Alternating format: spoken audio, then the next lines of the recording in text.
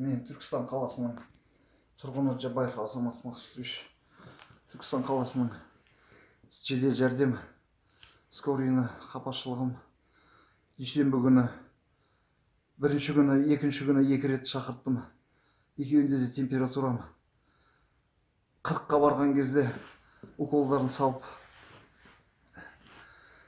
учаскелік врачыңа барып жолғасын деп кетарол, кетадоп салып сөйтіп кетті. Ешқандай алып кету ондай не жоқ, қағаз тастады да кетті. Екіншісінде де ол екеуінде де қалтырап, дене қалтырап, судорог сияқты басталып, температурам қатты көтеріліп, алып кете алмаймыз деп, учаскелік врачтарыңызға барасыздар, учаскелік врачтарыңызға барасыздар деп деді. Сөйтіп температурам түсіріп, обезболивающий салып, сөйтіп кеткен. Мен